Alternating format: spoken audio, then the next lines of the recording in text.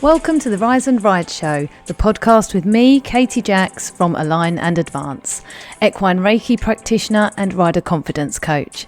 This is your space for honest conversations around rider confidence, mindset, horses, healing and personal growth, helping you feel calmer and more connected, more confident, both in and out of the saddle. If you enjoy this podcast, I'd be so grateful if you could subscribe and leave a review, because it genuinely helps more lovely, heart-led equestrians find our community and feel supported on their journey too. Thank you for being here. Now let's get into today's episode. Hello and welcome to the Rise and Ride Show. Thank you so much for listening or watching if you're on YouTube. Today I am going to speak to you about Equine Reiki. I often speak about horse riding confidence on this podcast, but Equine Reiki is also something that I practice, and I really love it because I actually get to go out and meet lots of other different horses. I actually do it on other animals as well, not just horses, dogs, and just this week sheep. So, but it helps all animals, but mainly it's horses that I treat. So I wanted to share a really special experience that happened recently, and it reminded me of exactly why I love Reiki and why I do this work. A few days ago, I was invited to work with a really lovely pony who isn't very well at the moment. He is under full veterinary care and following a careful treatment plan set out by a very good vet. And Reiki is not a substitute for veterinary care. It's complementary, so it goes really nicely with veterinary care, but it's not a substitute. His owners are doing absolutely everything they can to get him well, bless him. He's on medication and he's on box rest, unfortunately. But the one thing the vet specifically highlighted was that he needs to stay calm, relaxed, and get as much sleep and rest as possible. So that's where Reiki is such a brilliant complementary therapy to veterinary care, because that is exactly what I can help him with. So I know some of you listening may be completely new to Reiki. So I always like to explain a little bit about it. And it's another layer of support on top of veterinary care if your animal is really poorly. But it can be a standalone treatment if you're doing something like having problems with trailer loading, or your horse needs to be sedated for certain things, like a horse that I work with regularly used to have to be sedated for clipping, and she doesn't anymore. So it can be a standalone treatment, but it can also be complementary for veterinary care for when, horses have problems that actually need medical intervention.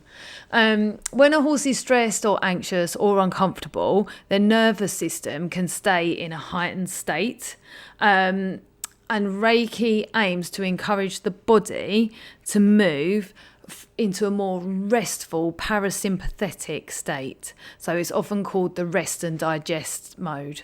In those moments of the deep relaxation, the body can focus its energy on repair and recovery, rather than being stressed and worried and not being able to help itself basically. So often say that I don't heal horses, but I simply create the conditions where they feel safe enough to relax, and then their body does the healing itself. So going back to the lovely session that I had with this pony, when I arrived, I spent some time talking to the owner about how he'd been and what the vets had said, and if there was anything in particular that they wanted me to focus on. And then we just let the session unfold. So I always tell owners that there's no right or wrong reaction from their horse to Reiki. Some horses become very sleepy, they lick and chew, they yawn, some stretch, or some just stand quietly.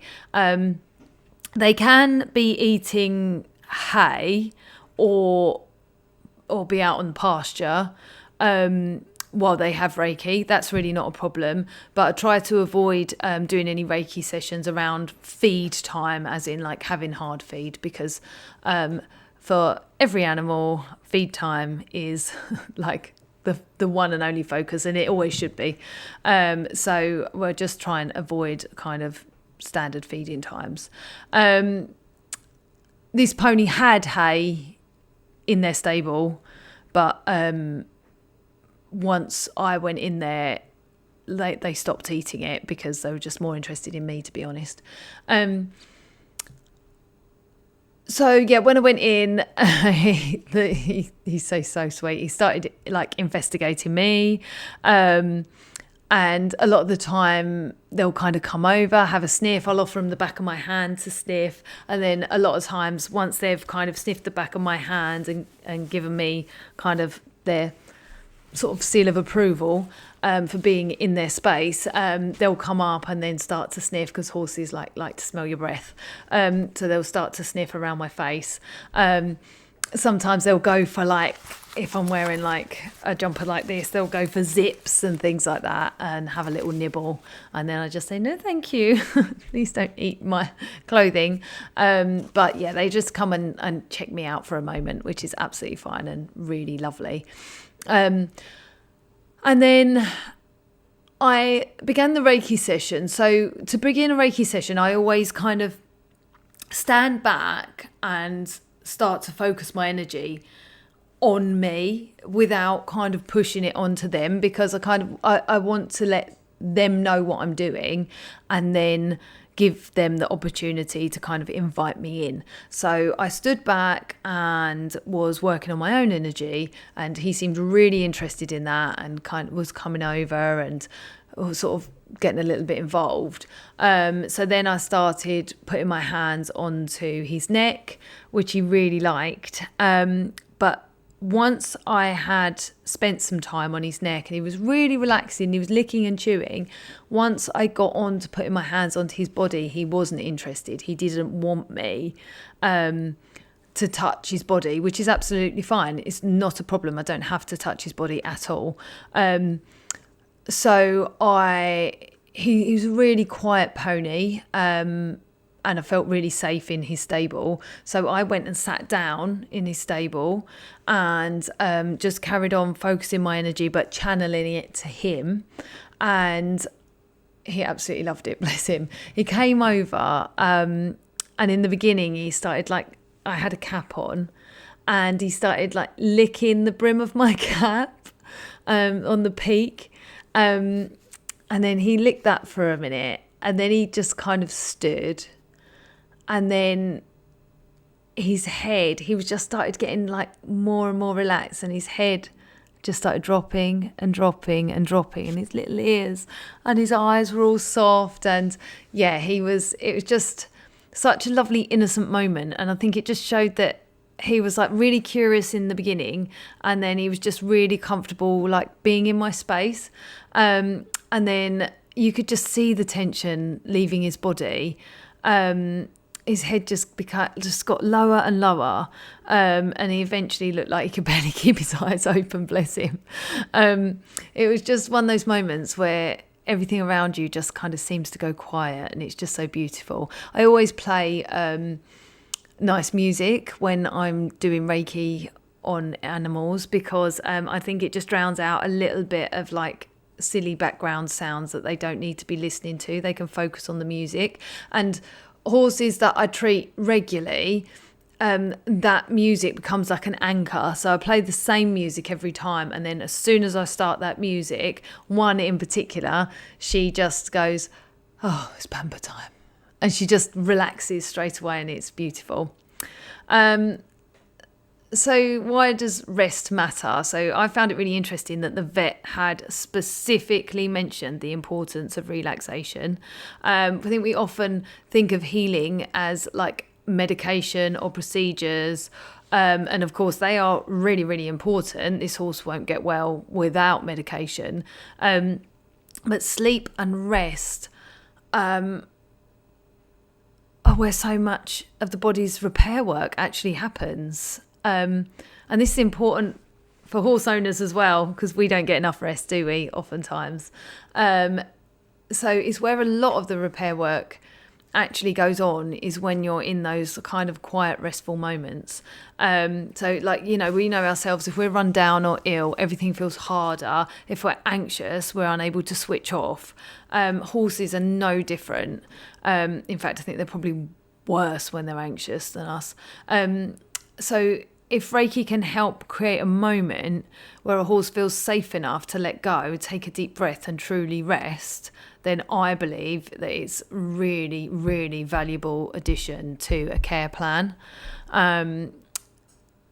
It's just, like I say, I'm always really clear that Reiki works alongside veterinary care. Like I can't diagnose or prescribe or tell someone that their horse has got a particular medical problem, but and the progress like this pony's making is due to like medication and the care that their owners are taking. But if the horse needs rest and needs a little bit of help to get into that space, then Reiki is just such a great way of helping them.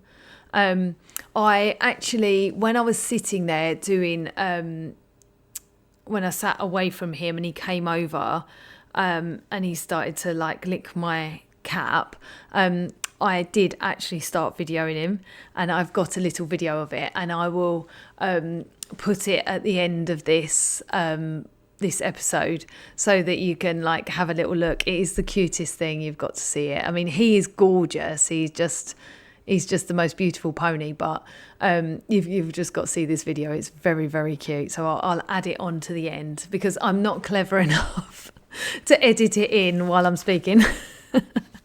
I'm sure lots of people would find that easy, but I don't. So it's just going on the end, all right? So I hope that you enjoyed hearing about this extra special Reiki session. I mean, all my Reiki sessions are special, so please don't be offended if you've had me perform Reiki on your horse. I'm not saying that your horse isn't special, but I just so enjoyed this one. And stories just like this just remind me that healing isn't always about doing more. It's sometimes about just creating the space for the body and mind to rest and reset. So if you have a horse that's recovering from illness or struggling with stress, finding box rest difficult, or simply needs a little bit of extra support alongside veterinary care, Equine Reiki might be something worth exploring. It's non-invasive and it can't cause any problems. So if you think it might help your horse, it is an absolute no-brainer to give it a try, because it will not hurt. And also, if you are having an Equine Reiki session, sit in on it, because it's really good for you as well. You just by if you sit in on it, your practitioner, if you're around Essex, it could be me. But if you're elsewhere in the country, then your local practitioner, if you sit in on your Reiki session, they will probably talk you through, I talk my clients through, like a little relaxation, just explaining to, their breath work, and to just start to really relax and feel the breath going through their body. And it's like a little spa treatment for yourself as well. I think we all need that, don't we? And it's nice to enjoy it with your horse. So yeah, that's really special. So sometimes the kindest thing we can offer a horse isn't another intervention. Sometimes it's just the opportunity to feel safe enough to rest. So thank you so much for listening. I really appreciate it, and I hope that you have a great week. I will speak to you again next week. Take care. Bye.